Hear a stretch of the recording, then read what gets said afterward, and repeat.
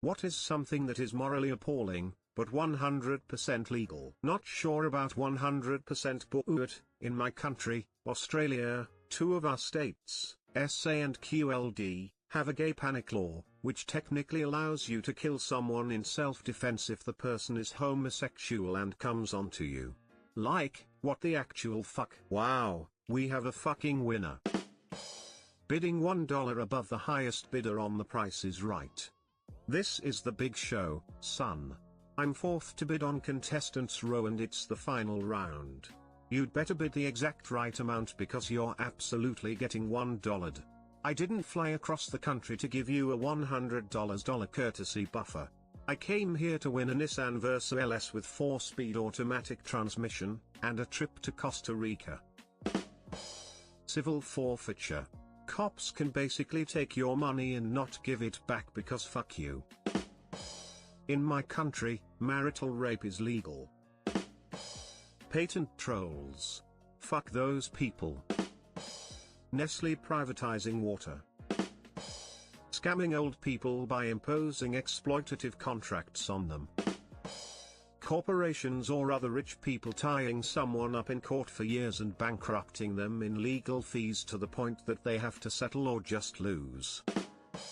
Those charity foundations that are actually shady, elaborate scams that spread misinformation and take the money of genuinely good-hearted people. Child beauty pageants. Cutting in line.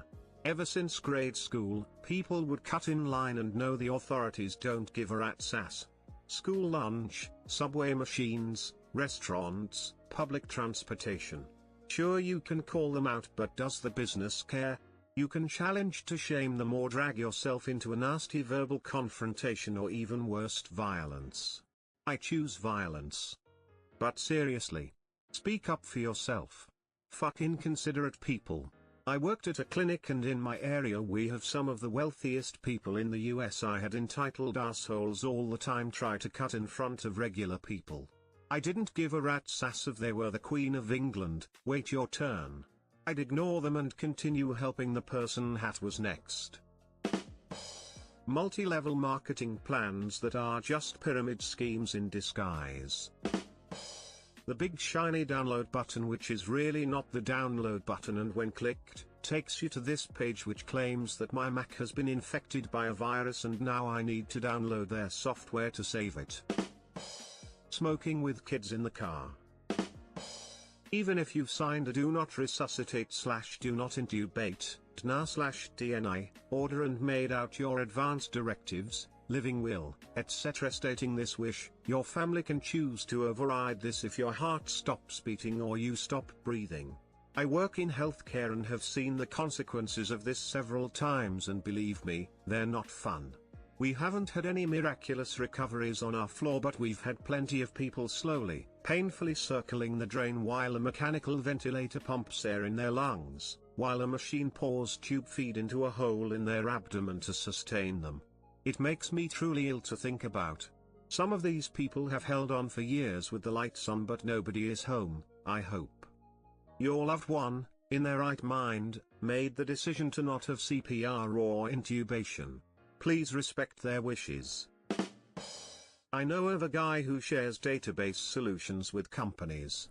After the presentation he then shows the prices for his solutions, which are always over the top, so they will not take his deal. If the same company gets another database solution from another person / company, he will then closely examine the differences. If they are too similar, he will sue them for stealing his ideas. That's how he makes his living. Edit, prices. Praying for your children instead of taking them to the doctor to get them well. Then, often in real life in America, they die. Reminds me of this joke. A devout Christian was stuck on his roof during a terrible flood. As the water climbed higher, a man in a boat came along and shouted, "Come with me, I'll save you." The Christian replied, "No thank you, I rely on God," and continued praying. The water climbed even higher, and the Coast Guard in a boat came along, its crew saying, "Come with us, we'll save you." The Christian replied, "No thank you, I rely on God," and he continued praying. The water was now up to his neck, and he was about to drown, when a helicopter came along. The pilot saying, "Come with me, I'll save you." The Christian replied, "No thank you. I steadfastly rely on God," and continued praying. Eventually, he drowned, still praying. In heaven, he asked God why he would abandon a faithful Christian.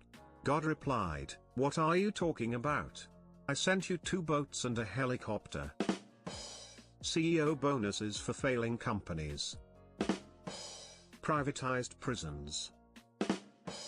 The fact a burglar can sue the burglar if they injure themselves on their property. Online ticket resellers. Talking an upskirt photo of a child. A guy took an upskirt photo of a 13-year-old girl in Target. A judge in Oregon ruled it technically legal, but mentioned it was super gross. SLAPP suit, a strategic lawsuit against public participation. SLAPP is a lawsuit that is intended to censor, intimidate, and silence critics by burdening them with the cost of a legal defense until they abandon their criticism or opposition. Corporate lobbying and financing of elected officials. What I did for that Klondike bar. Factory farming and puppy mills. Using religion to scam people out of money and enrich yourself. Putting up Christmas decorations before Thanksgiving. How the justice system perennially hands down ridiculously short sentences or even community service to female perpetrators of statutory rape, even when the victim is as young as 12 or 13. The way health insurance companies screw you over. Edit, I don't want to hear your opinion on Obamacare. The double standard of call centers recording you, but now allowing you to record them. One side asking for and receiving consent to record is also an admission of consent to be recorded. Buying a company, then stealing the pension fund from employees and retirees who worked there for decades. Ads online that lead to spyware and scamware. Frosted tips. Making medical treatment and medication so expensive that most people can't afford it without going into major debt. The Patriot Act and the NDA, technically they are unconstitutional, but not many seem to care for some reason. Having children you can't afford to feed.